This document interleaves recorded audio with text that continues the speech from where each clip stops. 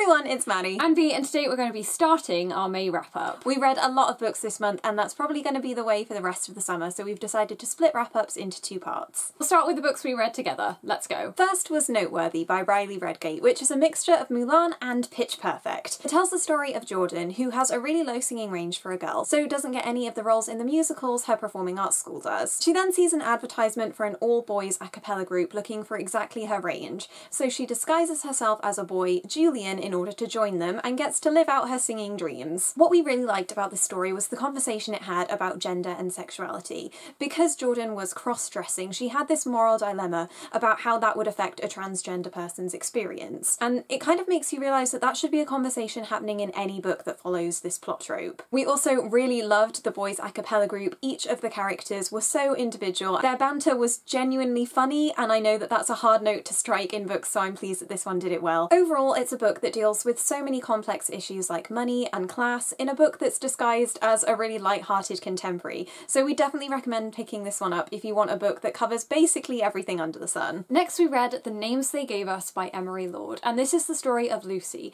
who really struggles with her faith when her mother's cancer returns. She's angry and confused, and the only thing she wants to do is spend more time with her mum over the summer, but her mum tells her that instead of going to their regular church camp, she should become a camp leader at the camp across the lake, which is for troubled teenagers and kids. While she's there, she meets an amazing group of friends who try and support her, but she also wants to hide her Christian background in case they judge her too harshly. It's so rare that you find a contemporary that will deal with faith in this complex way without descending into tropes or without giving this holier-than-thou attitude. I loved how friendship and family was at the absolute centre of this story, and I loved that the main journey is to do with her faith and her friendships rather than some romance. Even though the romance is important and it is cute and it develops really slowly, which is super nice. The best bit as well is it ticks loads of boxes for diversity. The ending is kind of open and maybe unsatisfactory, but I think when you step back and see that it's really Lucy's progression with her own inner feelings, it's a perfect story. Next we read Girlhood by Cat Clarke, which is her most recent release, and this is the story of Harper, whose twin sister has died from an eating disorder, and to escape this she goes to a boarding school where she meets a new group of friends that all have their secrets. Girlhood mostly focuses on the relationship between Harper and Kirsty, and how Kirsty as a new girl infringes on the pre-existing friendship group. Tensions are really high and there's lots of atmosphere building in this. It's creepy and fun and slightly thrilling, just like all of Cat Clarke's books, but there was something missing from it. I guess I was just waiting for that huge twist, and I didn't really think that I got it because Kirsty felt like quite a transparent character. This book also showed an odd mixture of healthy and toxic relationships between girls, and I guess that's authentic to a teenage girl experience, but I definitely prefer stories that are all about raising other girls up instead of crashing them down. It was also odd that Harper's whole backstory was given to you in the second chapter. I thought that that would be something that was really eased out through the whole book, but it wasn't, and maybe that's what led to the anticlimactic feeling I had. The next couple of books we read together were both by Casey West, the first being By Your Side, and the next being P.S. I Like You. But we're planning on doing a whole video on Casey West's books because we've read all of the published ones now, so we will be reviewing those very soon. Next we read Illuminae by Amie Kaufman and J. Kristoff, and we did not like this one. I'll leave a link to our review of it in the description because we gave it 1 star. Mixed media is supposed to be a treat in between regular prose, but this I felt like I was trudging through and I was skimming because I just didn't care to read the numbers. I thought that Katie and Ezra were like one-note humour characters, and Aiden I was just confused by and not ready for at all. He will not be continuing, even though we have been alerted that it's a companion series so follows new characters, but I think actually it's the format that's put us off. So now on to the books that we read separately. My first one was Flight of a Starling by Lisa Heathfield, and I was really looking forward to this one because she's the author of Seed and Paper Butterflies, and although they're about drastically different things, they had the same vibe, and I was looking forward to re-experiencing that atmosphere in this book. This tells the story of 2 sisters who work at a circus, and then when a boy and scandal are introduced to their lives, they're not sure if it's the path they want to follow anymore. This was a really quick read because it was mostly built on on dialogue, and it was really predictable. I'm sad to say that I didn't like it as much as her other two books, and I wrote a spoiler review of this one, so I'm not going to talk that much about it here because I think it's impossible to discuss this book without talking about the ending. So if you're comfortable knowing what crazy twist and completely unlikely twist this book takes, then read my spoiler review, which I'll leave a link to in the description. But it's safe to say that I didn't really like this one and only gave it 2 stars. I read Nemesis by Brendan Reichs, and this is a story where meteors are threatening human extinction, and some kids wake up every other year after being murdered the night before by a very well-dressed man. Somehow these two events are connected. I gave this 1 star because I thought the pacing was completely off. First thing that triggered this was the fact that it starts with the female protagonist Min, and then 30% in we are introduced to a male protagonist, and then it becomes an alternating POV, but not regularly because it's split up into these parts. It was confusing and I just wasn't really getting into the groove of it, and honestly teenagers being able to access incredibly confidential files goes over my head too, because I just think, no, this couldn't happen. I lost the plot of the story, and I think the author might have as well, because the ending is just ridiculous and it literally makes my brain hurt thinking about it. Next, I read Lorelai and the sequel Aurabel, both by Laura Dockrill, and this is a series about mermaids. Lorelai is all about a mermaid who comes ashore and is integrated into human society by a teenage boy called Rory, and Aurabel is all about what's happened to Lorelai 2 years later,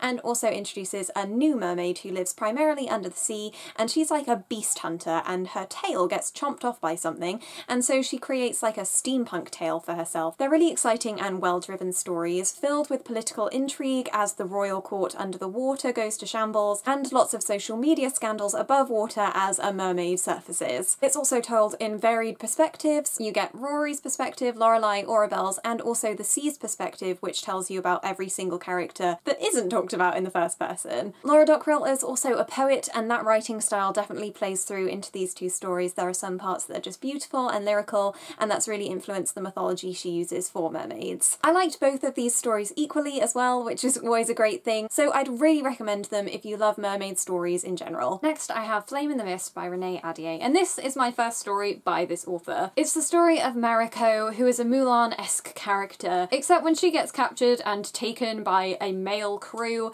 she doesn't want to go home even though her brother is searching for her, because she doesn't want to marry her betrothed. I was really hyped because another Mulan retelling. However, what I loved about Noteworthy, this sort of implicit discussion on gender, did not happen in Flame in the Mist. There was this one paragraph where Mariko was like, I don't regret being born a woman, but that's literally it. I also wasn't expecting it to be as slow as it was. I wasn't really engaged, there wasn't enough action, and the romance literally came out of nowhere about 65%. Even Mariko herself makes a comment about, where did these feelings come from? And I felt like the ending came about too quickly, and I think this is the first in a series, but I don't know whether it's going to be a companion series because the epilogue was from a different character's perspective, so it just felt very confusing, and I would have liked more information perhaps before going into reading it. I also wasn't a fan of Renee Ahdieh's writing style. I thought it was quite repetitive, which puts me off reading her other duology. If you enjoyed The Wrath and the Dawn, please let me know in the comments, because I need a little bit of convincing at this point. Next, I read Always and Forever Lara Jean by Jenny Han, and this is the 3rd and final book in this series. This was going to be a series that I didn't complete, but I had an itching to read this final book for some reason. I was just really craving that sweetness that all of these books have, even though this story is completely unnecessary. Literally, it does nothing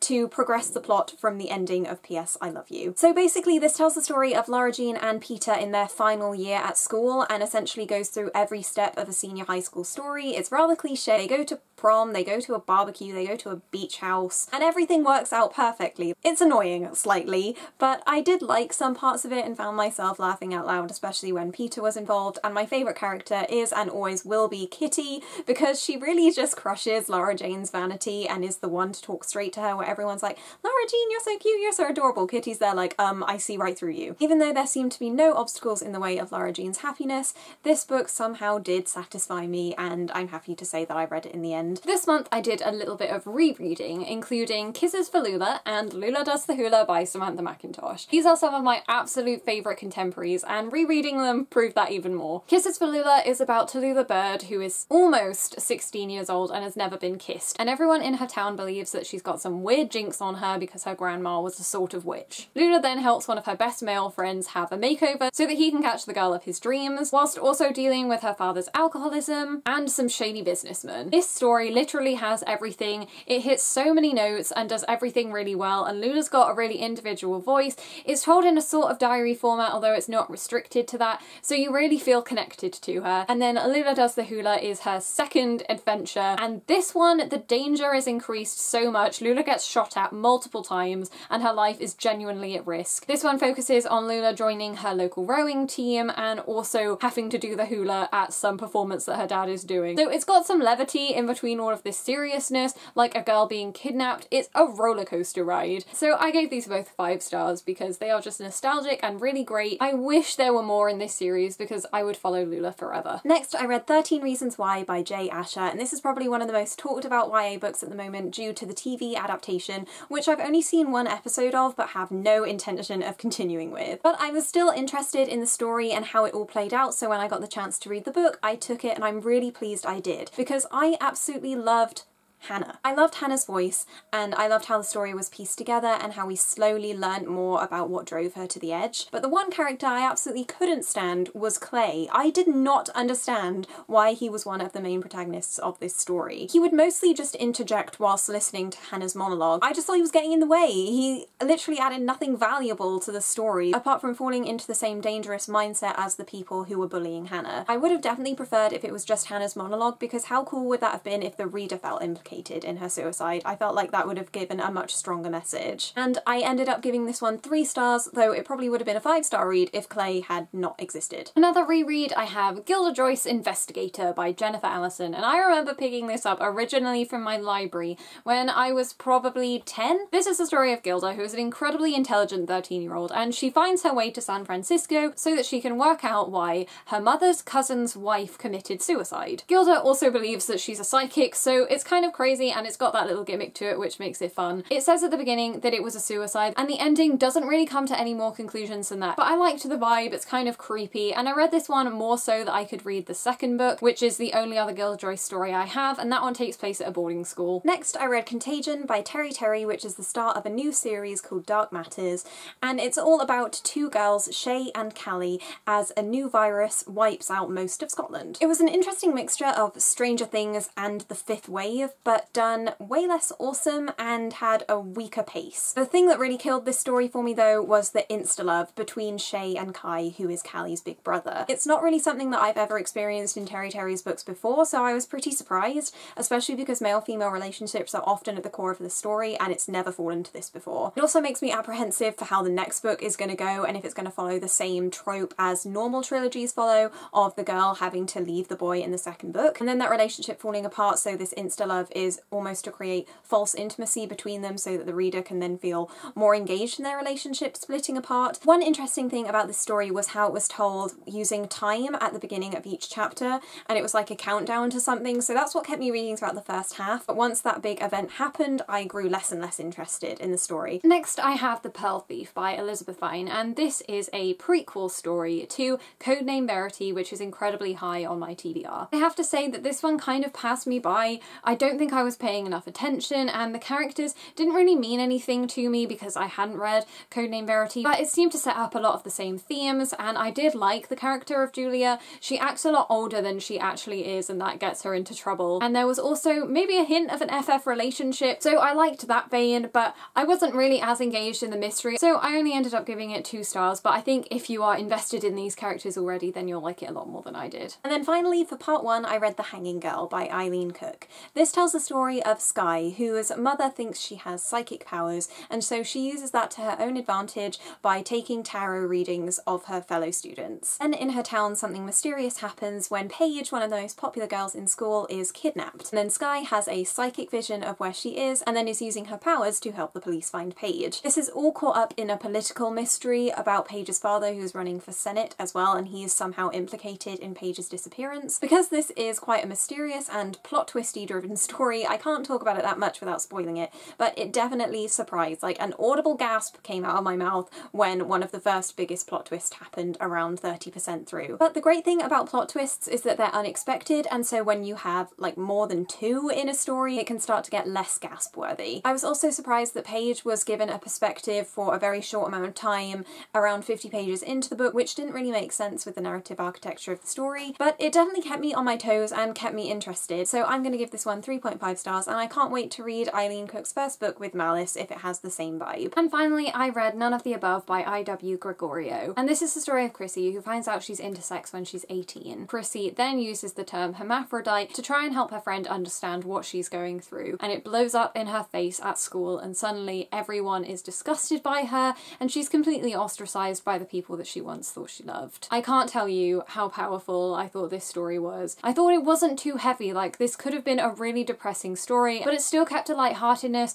Chrissy was optimistic. I think that the first 50% was my favourite because that was all about her diagnosis and finding out and then making decisions. The latter half tells of Chrissy, who has spent a lot of time off school, now having to make up for that by doing a lot of community service, as she has a load of hours left over. So she helps out at the clinic she originally went to and tries to transform the lives of other people there. And even though this isn't an own voices intersex story, the author is a medical professional that has dealt with intersex patients, so it was incredibly well informed, and the back of the book told of all the help she got from intersex support groups. I pretty much loved every single part of this, and I can definitely see myself rereading it, and I would 110% recommend it, especially if you are looking to fill that intersex box on your diversity bingo. There is no reason why None of the Above shouldn't fill it. And so those are half of the books that we read in May. Thank you everyone so much for watching, and when our second half of this video goes up, it will be in the cards of this one if you are watching them together. We'll see you in our next video. Bye!